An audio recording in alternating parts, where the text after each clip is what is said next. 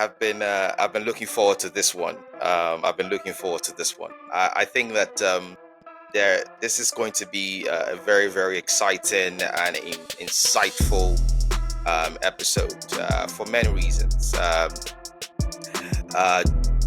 Many reasons that has to do with the guest that I have here today. I think that many of you will be.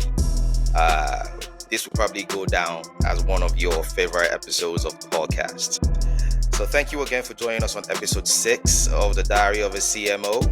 My guest today is an absolute gentleman. I haven't met him in person, but the few footage I've seen here and there, a very calm demeanor. And I have a thing for, I appreciate, when I meet gentlemen, with very calm demeanor. We don't have a lot of that nowadays. So it's always a breath of fresh air. I have with me one of the legends of marketing at least in my time. I cannot speak for any other time, at least in my time, and I feel very honored that he took the time to join me on the podcast today. I have none other than Andisa Ntsubane. I got that right, Andisa? Tell me I did. 120% correct. So Oh you man, did indeed. fantastic. I'm super proud of myself. Super proud of myself. Very good. Thank Um, you. Thank you I'm so gonna, much. And I'm gonna, thanks for the opportunity. oh my God, it's such a pleasure. The pleasure is all mine. One of the first questions I like to lead with is for those who are meeting you for the first time, Andisa, how would you please introduce yourself? So thank you very much for the opportunity. I really don't take it lightly. So my name is Andisa Ntsubane, and I'm the Chief Marketing Officer of Vodacom. I like to refer to myself as an Afro-optimist. I'm a strong believer on this beautiful continent of ours, and in particular, the role that the continent can play on the world stage. And a lot of what I do is to promote what we do, because I do think that for far too long, we look to other parts of the world for inspiration, and I think that actually the world can learn from us. So that really is important to me. I've been in marketing and communications for over 25 years. I've had the privilege and the pleasure of working on some of the biggest and finest brands, both from an African perspective, but also international and global brands. And I'm also an industrialist. I've gone across different industries. And I always love that because you learn new things across different industries. And I think the marketing principles stay the same, and how you apply them across different industries is really, really profound. And so I've had the privilege of being in FMCG. I've been in banking, so Standard Bank and Stanbic Bank, and Stanbic IBTC Bank in Nigeria. That was probably my longest tenure, almost 10 years. I've been in IT, Microsoft, and broad financial services at Old Mutual, and now I'm in telecommunications and technology company. And so that's all quite Wow. exciting, and the learning curve still continues. And I really have been truly privileged and blessed around the career that I've had. I think what is important, and I will perhaps talk about it towards the end, is around purpose and about finding your purpose, but also being quite intentional about where you're going in your life and in your career. Interesting. And I certainly have been quite intentional about elevating the profession of marketing and communications across all those industries where I've worked, but also making sure that one is able to leave a footprint behind, because I think that's really, really important, that all of us can look back at our careers with a smile, knowing that we did make some impact, both in the business, but also from a consumer perspective. And we had some very interesting moments during COVID, where we had the opportunity to really start taking those principles and words that we say that are often put on walls of buildings into practice and really impact the lives of people forever. And so I'm proud of some of the things, and we can delve a little bit deeper into that. But I think the core takeout when you meet me or interact is really about the Africa story, the Africa agenda, and making sure that the story is told the world over.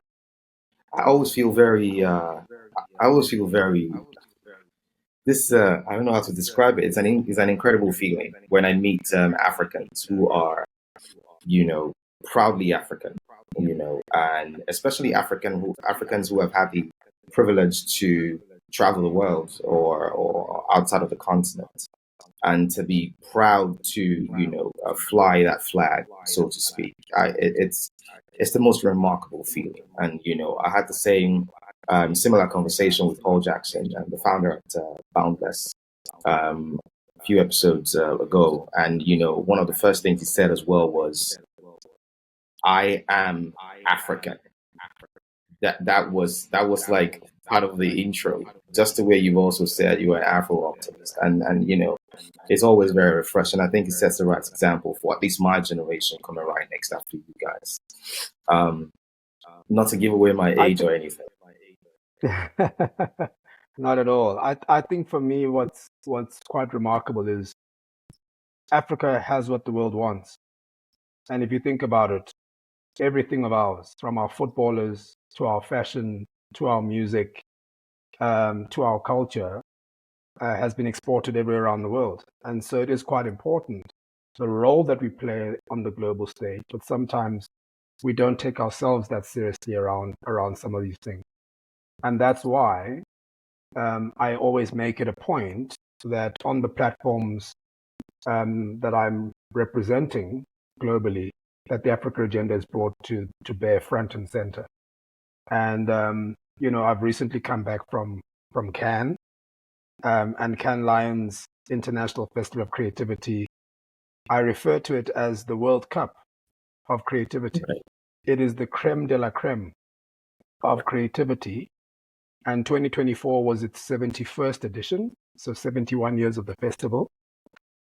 And what was quite profound this year is that I've been going there for 7 years now. Last year, I had the opportunity to be on the jury for the B2B category, and then last year was the second year of the B2B category. Right. But this year, I was appointed as the jury president of the B2B category, and certainly one of the first Africans and the first African for B2B to be the president of the jury. And what is quite profound, so deeply humbling experience and great honor to be given that privilege. But what was also great is over the past 7 years to have seen the representation of Africa from nowhere, literally 7 years ago. And every year, both in terms of delegates who attend the event and to really try and get knowledge, but also from Africans who are on stage, giving presentations and sharing insights and thoughts and points of view, to more importantly, having Africans on jury. Because that's also important, because when you are judging work, you've got to have the context of some of this work and where it comes from. And sometimes some work from Africa hasn't really done well at this festival. And this year was another example where I think we had 2 wins from the whole continent there this year, which was very, very low.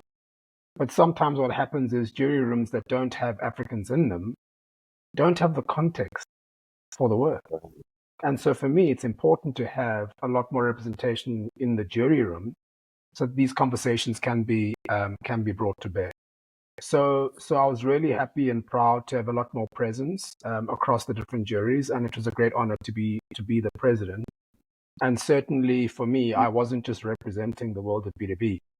I was representing the continent of Africa first, Absolutely. as well as the world of B2B around the world. And so it's important for me that you cannot have the World Cup of creativity and Africa is not a prominent feature within this, because I think some of the things that we're doing from a creative point of view are certainly deserving of the world's attention. And the last thing I'll say on this matter is, sometimes I talk about the most successful companies in the world solve problems, and they make money doing it. And if you think about it, the continent of Africa has the most problems. And therefore, we represent the single largest opportunity for organizations to solve real problems, because we face real problems here, but at the same time, to commercialize that. And one of the ways in which you solve problems And one of the big instruments to do that is creativity. And I've never been more assured in my life, as I have been over the past 2 years, having gone to Cannes, that creativity is one of the greatest levers and assets we have to solve some of the biggest issues that the world faces. That's incredible. That's incredible. I definitely was going to have the Cannes conversation with you, especially because of the role you played this year as the president of the jury.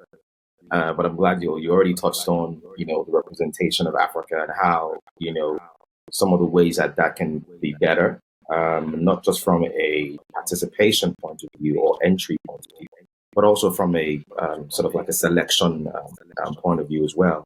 In terms of these juries, this panel, so to speak, having African representation to really get the context with which some of these solutions are being put forward.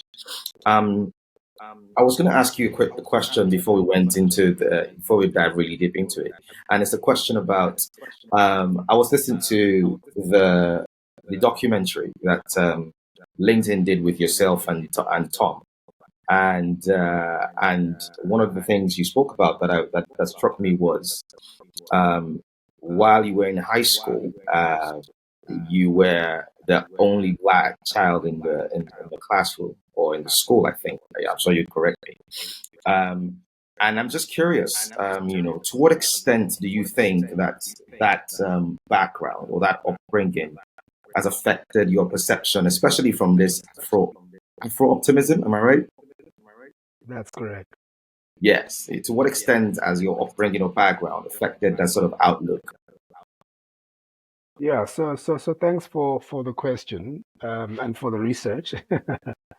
I had a very interesting upbringing indeed, because I lived in apartheid South Africa, where black people and white people kind of lived separately in South Africa.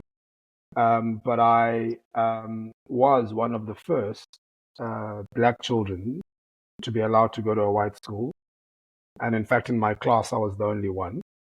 And that was very strange for me, because early on I got to understand that there was discrimination when I was young. I was a child.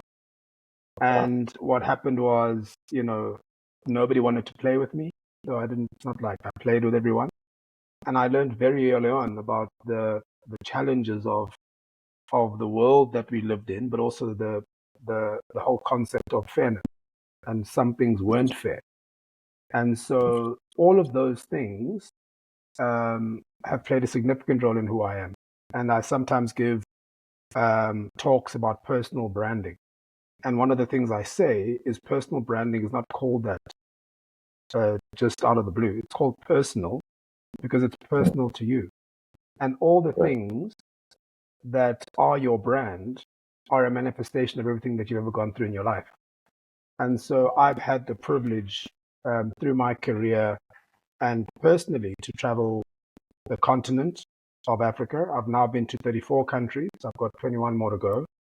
And having traveled on the African continent and experienced the beautiful cultures, the warm hospitality, and some of the things that I've experienced, diversity is an important part of who I am and what's important for me. And that doesn't happen if you haven't gone through that experience. So all the things that I've experienced in my life have culminated in some of the positions that I hold on specific issues, some of the values that I espouse, and some of the things that are really important for me going forward. And certainly my upbringing played a big role. Fairness is something that's very important to me, given the unfair treatment that I received when I was younger. And as I say, culture and learning from different cultures is an important part of it, based on my travels and my interactions with different people. So absolutely, every piece is always connected to your lived experience. Wow. Can I ask? I mean, I think obviously you have a very fascinating sort of resume. It's and I like how you put it. You're an industrialist. I've never heard it that way before. I must be honest. So it's a very fascinating profile that you have, and we definitely do have a cross section of young slash more mature audience in terms of what we have, people who have listening to the podcast. What would you say is your sort of your secret sauce, if we put it that way, to such a sort of enviable career path in terms of, I mean, I think you've been a marketing director from as far back as I think 08, 09 or something like that. So in my mind, it's like how have you been able to build such a beautiful, like, what is the secret? If we all knew that, my friend. Oh I my think there's God. no. I don't think there's a secret at all. Mm, I think it's a number of things. The first one is there's a beautiful quote I love which says, "If you don't know where you're going, any path will take you there. If you don't know where you're going, any path will take you there." So the first thing is about intentional about which path you're going. And once I made the career choice to be within the marketing and communications profession, I knew that this was my path. interesting. So that's the first step. The second step is around thinking about in the US, they have ice hockey there, and they talk about the concept of skate to where the puck is going to be. So when you pass the puck, you don't pass it to where they are, you pass it to where they're going to be. So I spent a lot of time thinking about where is this world of marketing communications going? And that's an important piece of the puzzle, because where that then led is this whole idea, and there's a big debate around should you be a specialist or should you be a generalist? And so within the marketing profession, you can be a digital marketer, you can be a PR expert, you can be a researcher, you can be a brand specialist. And there's a beautiful book that I now give to younger people, and it's called Range. And it talks Mm, about how generalists thrive in a specialized world. And so I knew that having the range and being the generalist would enable me one day to become a marketing director, because then I would have a view of all the various aspects. But it does mean you've got to take the time to learn all of absolutely. the various aspects. And so the learning piece is important, thinking about how the world is going to evolve. If I had remained someone who was really focused on above the line advertising, I probably would be irrelevant today, because there's now AI, there's data, there's all of these various assets. And so you've got to always think about what's next, where's it all going, and how can you make sure that you remain relevant. And part of even the changing in industry is about learning. Because at some point, yes, marketing is marketing, and you can say, I've done marketing and I know it, but you don't know it in the context of another industry. And so that part's quite important, and really making sure that you bring the learnings from another industry into another industry to make it better. So I think that's Mm, an important piece of the puzzle, but learning absolutely is a big part of it. Today, mm, the role of the chief marketing officer has fundamentally evolved. We talk about the concept of, in some organizations, chief marketing officers are now chief growth officers. They are chief yeah, marketing technology officers. And in fact, lots of marketing people are being asked technology questions. right. Marketing officers, not they don't ask the CTO, they ask the CMO. Mm, So being able interesting. to understand and learn is a really, really important a piece of the puzzle. But I must also say to you that we are under threat. The global average tenure of a chief marketing officer is 36 months. We don't last in our role. So we're under pressure. The world is changing fast around us. We are wanting to drive change in organizations, but we're not staying long enough to sustain the change that we want to implement. And therefore, we get accused that every new marketing person wants to change the logo, every new marketing person wants to. And so all of a sudden, there's no consistency in the brand over time. So I think those are some of the things that I think we do need to think about. But I think it has to be understood in the context that our role is changing, the world around us is changing, and the type of skill required for a strong marketing leader is fundamentally evolved. Today, we're dealing with data. and lots of Yeah. analytics. And how do you use that data to really drive impact and return on Yeah. marketing investment? So there's no secret sauce. It's hard work. You've got to continue to be at it, and to make sure that you are remaining relevant, but also helping the organization to achieve that growth moving forward. Interesting. Thank you. Thank you very much. That was a very solid response to that question. I was thinking to myself, like, speaking about how far, marketing or communications or advertising has come and how it has sort of morphed into technology and all of these other, industries. If we take a second and look back at where we're coming from, and I want to speak specifically about a character called Sam Akpabot. I have to be honest with you, Andisa. And I'll be humble enough to say this. I had never heard that story. I'd never heard that story, and it's very strange because. No, carry on. Sorry, go on. You're not alone. This is the beauty of the story, and this Yeah. is why we made the story. Yeah, It's and I unknown. thought to myself, like, a story so significant to the global industry with its root in Africa, in my Nigeria, and I have never heard that story. So for those who don't know who Sam Akpabot is, let us bring them in on the conversation. Andisa, tell us about this character and his significance to the creative industry and also Africa as a whole. This is the most beautiful story, and this is precisely why we launched the B2B film in Cannes this year, and I am beyond proud to have been a part of it. Yeah. And what's beautiful about this story is that Cannes Lions, the Global International Festival of Creativity, Africa as a continent, and B2B, these three things have got something in common. And that thing in common is Nigeria, and it is a gentleman called Sam Akpabot. How amazing. It is beyond my wildest dreams, and it validates this Africa Agenda story in terms of a global platform. Absolutely.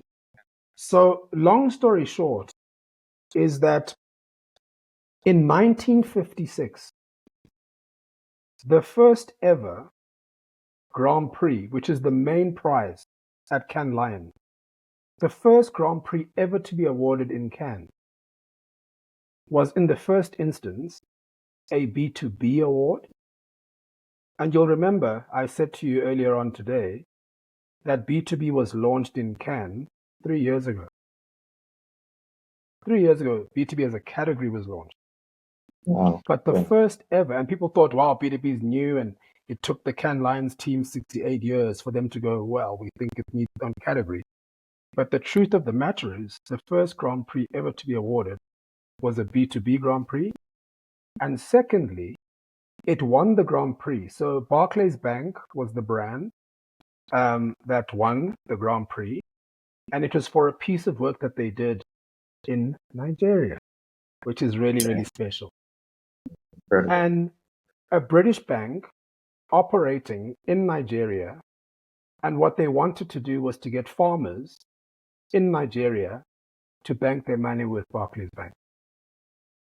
And so they came up with this beautiful concept to try and galvanize and get farmers in Nigeria to bank with the bank. But they had a missing ingredient. And that missing ingredient was this whole idea that we talk about today around localization. They needed a local insight and a local ingredient to really bring the concept and the idea to life. Hence, ladies and gentlemen, Sam Akpabot. And Sam Akpabot was a musician who actually created the song, Put Una Money for There. That was the name of the song. And Put Una Money for There was the jingle that actually captured the heart and imagination of Nigerian farmers way back in 1955, actually. And then in 1956, they won the Grand Prix.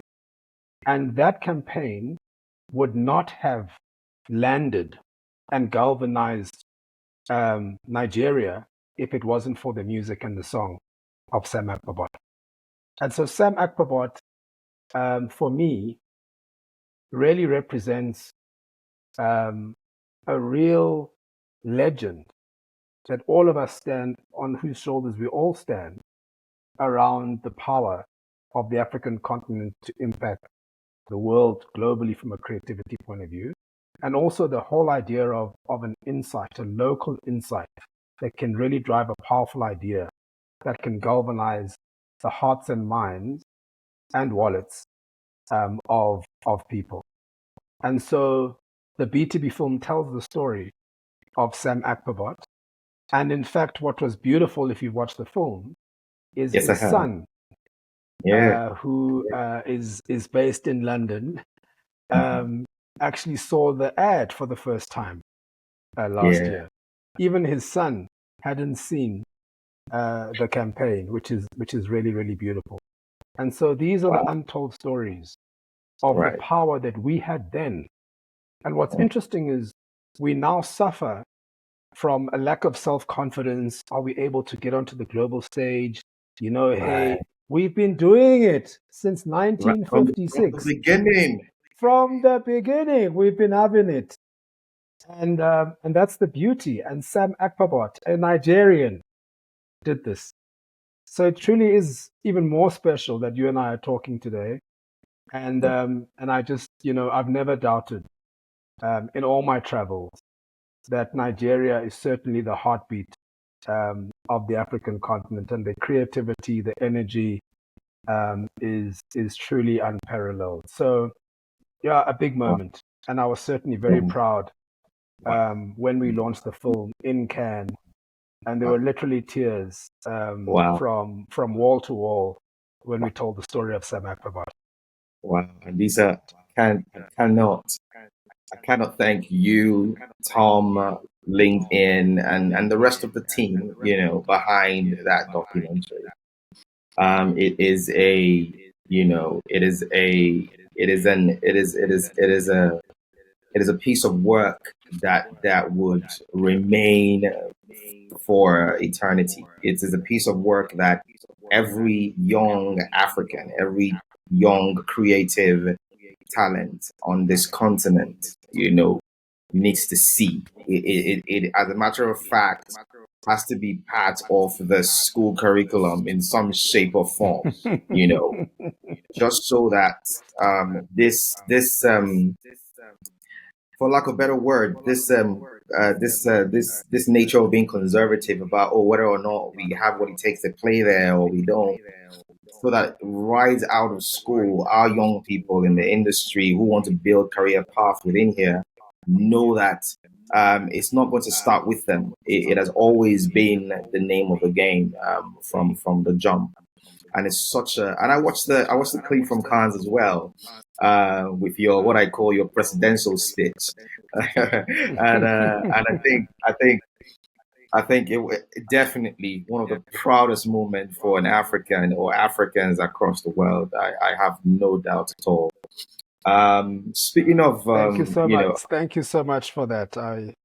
I was very proud as well. And I can imagine. if you've seen my presidential speech, I had the map of Africa on Yeah. my and that's how I was quite intentional and deliberate about sharing Wow. this moment and this Wow. platform with this beautiful continent. It's such an emotional conversation. If we stay on it, we can continue to swoon for the next 20-25 minutes. And I don't have you for that long. So, speaking of Africa as a whole, you have a material that I haven't had the opportunity to read, that speaks about managing brands across multiple geographies. And I was wondering if you could give us a very quick sort of masterclass in terms of the key concepts that you would like to share with the audience as nuggets on that topic. What does it take to manage brands across multiple geographies, especially within the context of Africa as a whole? Thank you for that. That book was written quite a long time ago, I think 2010. And I think at the time, I came to a realization of perhaps let's call it three things in the main. The first one is that Africa is not a country. We are rich in diversity, in history, in language, in behavior, and therefore you can't have a monolithic approach to how you build brands across this beautiful continent of ours. And each one is unique. And in fact, even in one country, there are multiple dynamics. You can't even treat one country as a monolithic country. And so the whole idea of, in my life when I started out working across the continent, I would fly into a country, gather the troops into a boardroom, put up my presentation and say, this is what we're going to do. Are you all with me? And they all say, yes. And I climb on the plane back home and nothing happens. And so you learn very quickly that the second thing you need to do is to listen and to understand the local nuances and to really get deep understanding from the people of those markets. And in fact, when I travel to countries, I don't even take the tourist routes.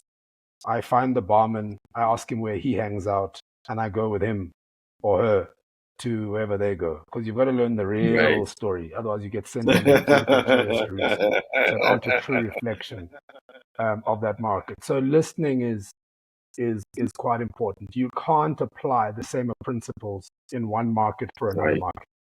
And so I worked for a very successful financial services company, and we have a funeral product. And in South Africa, the big value proposition was we pay out within 24 hours. So the moment someone passes, we pay the money within 24 hours. And that was the big value proposition, and it's the number one product in the South African market. But if you go to Nigeria, you'll fully appreciate that, the other population is half Muslim, half Christian. And even with the Christian population, when you die, you don't get buried immediately. And so to now land in Nigeria and say, we pay within 24 hours is irrelevant, actually, because people aren't laid to rest within the first 24 hours. It actually takes months even to lay someone to rest. So the whole idea of being very clear on what are the nuances, what are the religious, what are the cultural dynamics, and really immersing yourself in that detail, I think is part of the story that I try to tell within the context of the book. And then humor, as an example, is not, although there are some universal human truths that we can all look at something and laugh, but you've got to understand the context, and context again is very important. People talk about content is king. I talk about context is king, and that's a really important piece. Interesting. And so your brand can be at different stages of growth across different markets. And how do you manage that? How do you manage a brand that's in a different life stage across different markets?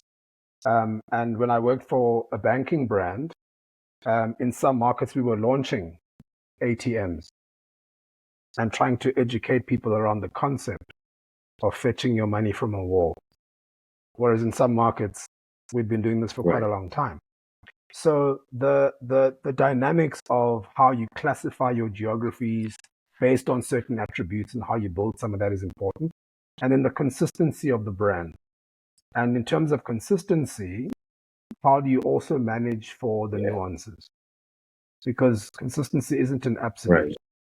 And there's some things that might work in a market. In fact, some payoff lines for the same brand don't work across all geographies. And that, I think, is important. And then customer insights and research also a critical piece of the puzzle. And in some of the work that I've done, notwithstanding what I've just Right. said earlier, what we've also found is that every market says, I'm different, I'm different, I'm different. But research tells us that actually we have more commonalities than differences. Right. And so what do I mean?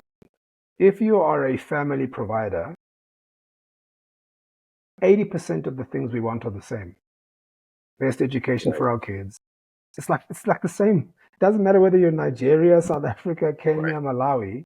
If you're a family provider, 80% of the things are the same. And actually the 20% is where the real nuances are. And so how do you also drive scalability of concepts based on some of the insights that you have from a customer point of view? And so those are some of the things that the book tries to deal with, to really create the framework within which you think about building brands across multiple geographies. Interesting. I think to be honest with you, I don't know what your plans are, Andisa. I don't know what your plans are, but I honestly think, when I get the opportunity to speak to people like you who have this wealth of experience, my my hope is that you find a medium. It might be a book, it might be a newsletter, it might be a documentary, it might be whatever it is. This knowledge needs to be documented, which is one of the reasons I am doing the Diary of a CMO. I'm fascinated by the idea of playing my part in documenting, in creating this repository of knowledge and experience that young Africans and young people across the world can have the opportunity to, come to a platform like this and really learn, what it really takes to do what you do. So I hope, on behalf of every young man and woman, I hope that you would consider whether it's a book or a document. I don't know what it is, so that this can be documented. Speaking about brands, and Thank you. as we start to sort of wind down, because I know that we don't have much time left. One of the things that you have said, which I wrote down, is leadership brands take leadership positions. From my point of view, one of the requirements to be able to do that, I propose, is the boldness and the courage to take that position. And I find that there's a thin line between being able to lead certain conversations as a brand and not wanting to, ruffle the wrong feathers in that manner of speaking. But I'd let you, educate us when it comes to that concept of leadership brands take leadership positions. What are you proposing? It's a very important topic, and I speak about it as well in CAN and written it in a number of reports. And the reality of the situation is that the continent of Africa and indeed the world are facing probably the single largest issues of our lifetime. All the way from climate change, which is a massive, massive issue. And in fact, I argue that the impact of climate change will be most felt by the continent of Africa, not anywhere else in the world. All of this that's happening, Africa will be where the impact will be felt the most.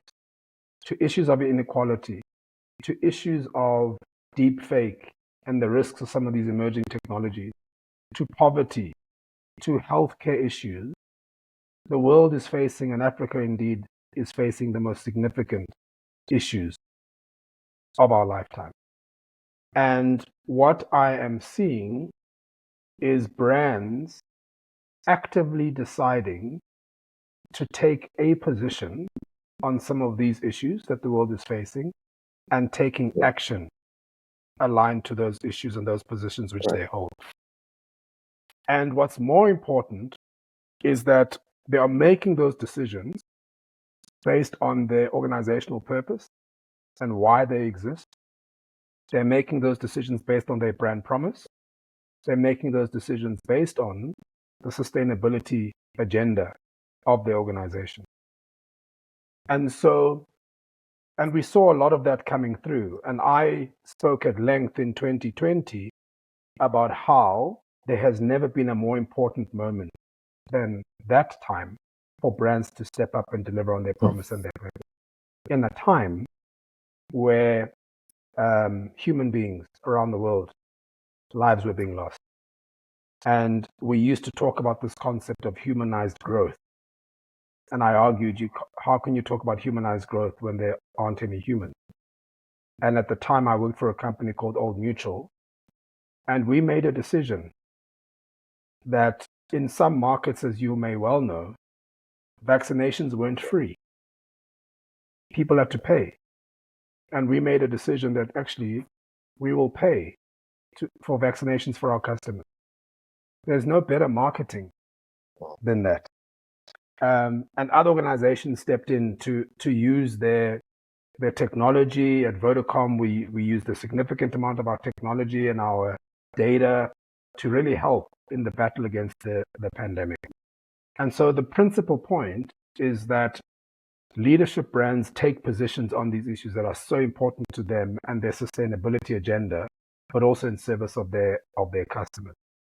And last year and this year in particular, I argue that the companies that are most likely to solve the biggest issues that the world faces are B2B companies. It's not consumer brands. It's actually B2B companies that are going to solve some of these big issues.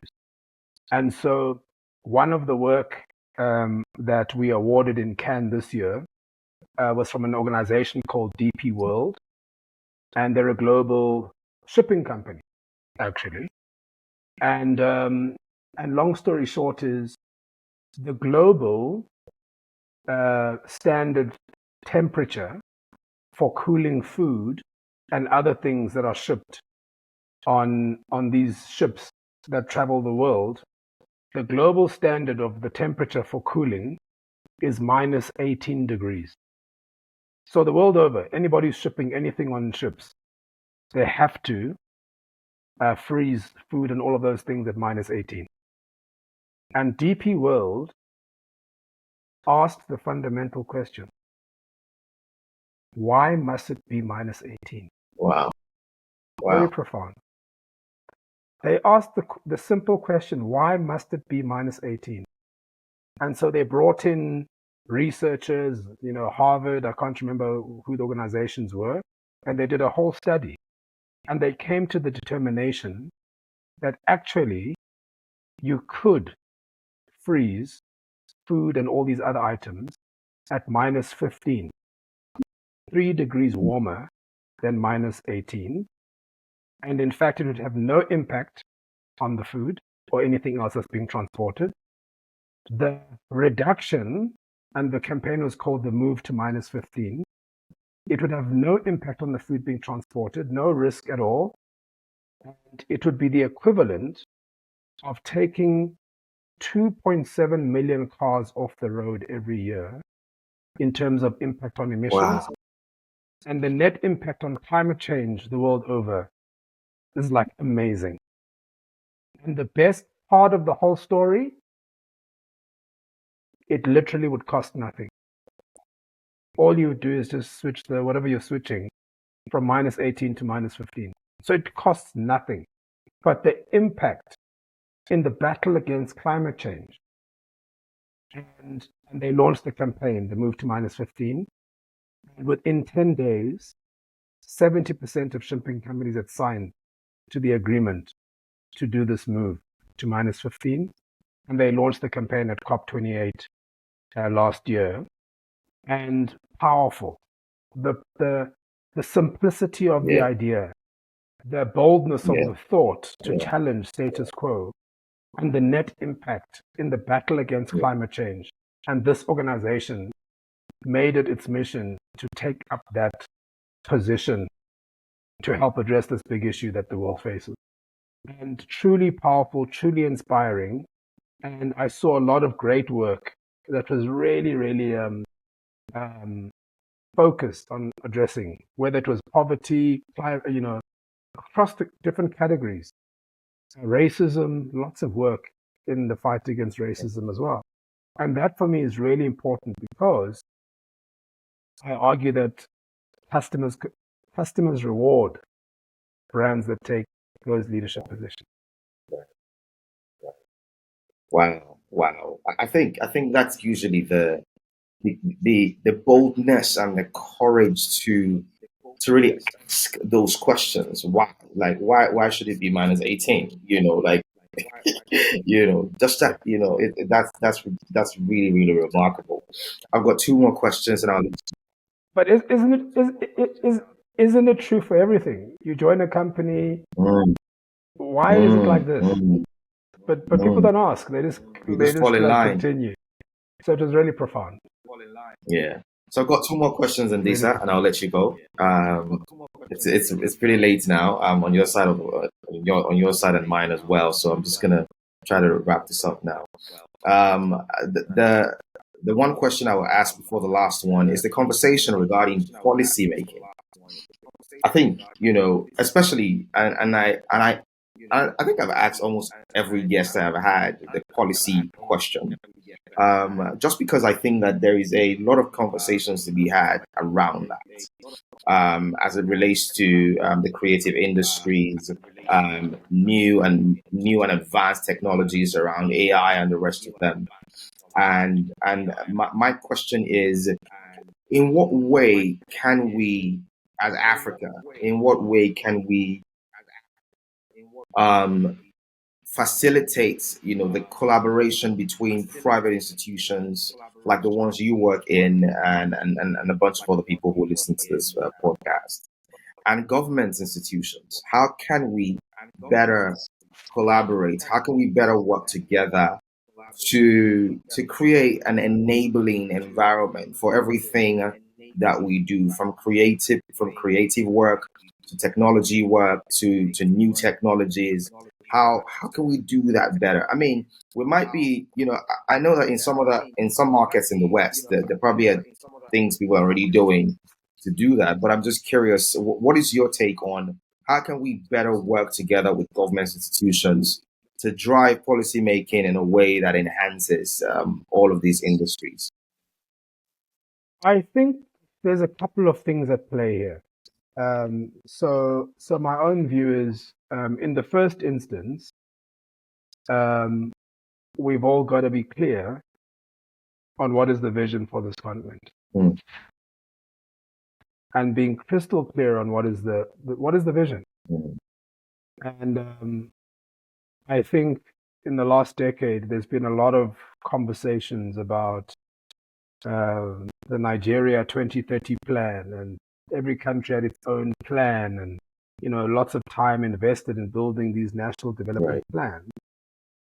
But what's the continental plan? Interesting. And I think for me that's an important thing to be Right. aligned on. And then in brand language, there's a concept called brand Right. architecture, and brand Right. roles. And so in order to drive growth, brands take a point of view on their brands in the portfolio. And so at Coca-Cola, Coke, the mother brand, is the cash cow. It's bringing in the cash today. But they also realize that people are moving off sugar. And so Coke Zero or Coke Light is the silver bullet. It's the brand that's going to bring in probably the most Right. money in the next 5 to Right. 10 years. Fanta is the brand that attracts the youth market, Sprite. So they have a clear view on the Right. role that each of these brands play within the Right. portfolio. So if you just extrapolate that concept if there's a vision for Africa, what is the role of all the countries in the Mm. portfolio? What's the role of Nigeria? What's the Right. role of South Right. Africa? What's the role Right. of Kenya in helping to achieve Right. that vision? And kind of those pieces for me, there needs to be some alignment around that. There's lots of wonderful work being done, specifically around things like the Africa Free Trade, Yep. Yep. agreement, which will really unlock absolutely a lot of Right. value. The key conversation for me is the creative industry and the marketing and the positioning of these Got it. programs. We're not at Got the it. table. And I think we've got a significant role to Yes. play in both marketing, communicating some of these programs in a way that can help to change Right. perceptions of the African continent in the first place, but also to attract a lot more people to be a part of the free trade agreement and to be a part of these big, bold initiatives that we're driving. Because as marketers, our role is that Yeah. important. And I'm part of some sustainability council, and we were discussing climate change. And another colleague from the US said the most profound thing. And he said, climate change is a marketing problem. I said, pardon? He said, climate change is a marketing problem. And he says, do you know why? He says, because our job is to change behavior. People aren't changing behavior. Governments aren't changing behavior. People aren't taking it. So it's a marketing problem. So we're not doing our job to change the behavior, which is a profound thing Right. to think about. Just like, if you think about it, COVID-19 and vaccination was a marketing problem. We had to Right. convince Right. citizens to go get Right. vaccinated. Marketing Right. problem. And therefore, the role we play in all of these pieces is important. And how do we market, communicate the continent in a positive manner? How do we be clear about the role of each of these markets? And also, how do we promote and amplify the enablers, such as the Africa Free Trade Agreement and some of the other great initiatives that Right. we're driving, and make sure that there's great collaboration between the private and Right. Interesting. Wow. Thank you very much, Andisa. And this is what I thought it was going to be. I mean, for everyone who's listening to this podcast now, I'm sure you'd agree. There's a lot to unpack in all of these conversations that we've been having. Unfortunately, we have to let Andisa go.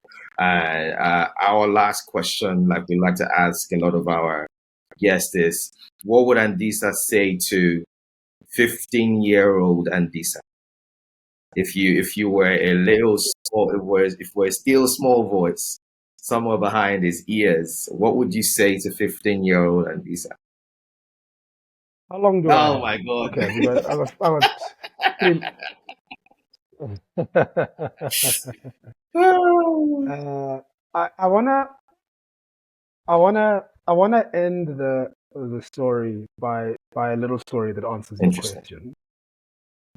In 2022, I had the privilege and profound experience that changed my life. Mm. And in 2022, in March, 23 of us went to a country called Panama on a retreat. And 20 years ago, an American man named Nathan Gray bought hectares and hectares of land in this country called Panama. And 20 years ago, there was not one single tree there. And over the past 20 years, they've planted more than 4 million trees. And today, it's a rainforest. It's this big forest. And that's where we were, in the jungle, in the forest in Panama. And they told us on the Sunday when we arrived that on Friday, before you leave here, you will share your purpose in life with the 22 other people that were there. But you can't talk about your purpose if you haven't healed from your past. And so Monday and Tuesday, we were healing from the past, and they made us do some really, really profound and emotional initiatives and Right. exercises. Really, really emotional. And the stories we shared there with each other were we're forever connected, the 23 of us. I mean, we're so deeply connected in terms of what Wow. happened. The Wednesday, where are you now in your life? And they take you through exercises to review where you are in your life. Thursday, we did a 6-hour silent hike, no talking. And then in the evening, they gave you models and frameworks for thinking about where you're going in your life. And then on Friday morning, they made you share your draft purpose statement in small groups of 3. And it was fascinating. So you share, I shared my draft purpose statement with 2 other people. And the one person said to me, "Sorry, man, Andisa, I've only known you for a week. That's not your purpose." And you're like, Wow. whoa. You're like, no, that's not your Wow. purpose. Definitely not. I've only known you for a week. And you kind of go, oh, that's very useful. And then you refine. And then on Friday afternoon, you share your purpose with the whole group. It was life-changing. And I tell the story because 2 things happened. The one is a couple of revelations when I was there. One of them was I'm in the last half of my life. Wow. And I started thinking about that quite deeply. To say, if I'm in the last half of my life, I have to be intentional about what I do with it. And then the main story is that on the first day, on the Sunday when we arrived, and Nathan Gray, this American man, was standing talking to us about why he chose Panama, why he came here. He said a sentence that changed everything for me. And he said the sentence and he carried on. I don't think anybody else heard it. And in the sentence was the gift of the 3 words. And he said, "I'm trying to create something worthy of emulation. I'm trying to create something worthy of emulation." And I started thinking about this concept of being worthy of emulation. And I started thinking about it in the context of my life. Is my life worthy of emulation? And not in material ways, Absolutely. but, and I started thinking about it in the context of my work and the idea of building businesses and brands that are worthy of emulation. And so I now have that clarity. And what I love about being worthy of emulation is you have to keep working at it. And so I probably would have loved to have had this revelation when I was Right. 15, so that I was being crystal clear on what I'm trying to do in both my personal and professional life. But that's where we Wow. are. And I know that we're almost out of time, but I'm really focused and encourage all the people that are listening to the podcast to really think about how you can live a life worthy of emulation. Wow. Thank you. Andisa Ntsubane, it's been an honor, a rare privilege to have had these conversations with you. I wish we had more time. I wish that, sometime in the future, maybe another month or whatever from now, I could rob I'll be in Lagos soon. fantastic. I could rob you of another, 45 minutes, an hour-ish, and unpack a lot more of this. But thank you so much. It's been such an incredible conversation, incredible time with you. I do not take it lightly. Thank you very much for saying yes to the invitation. I really, really appreciate it, especially because the Diary of a CMO, though with an ambitious dream of the kind of impact that we want to make, we are but a small community right now. So it meant a lot to me when you said yes. And same thing applies to all of the guests that we've had on here. I'm very intentional about the quality of people that we want to have on the podcast. And I had no shadow of doubt that you were one of the people that I wanted to have the honor of having this conversation with. Thank you very, very much. Enjoy the rest of your evening, and I hope to, be in touch with you soon. Thanks for your time. Thank you very much. Appreciate it. Bye-bye. Thanks to all of you.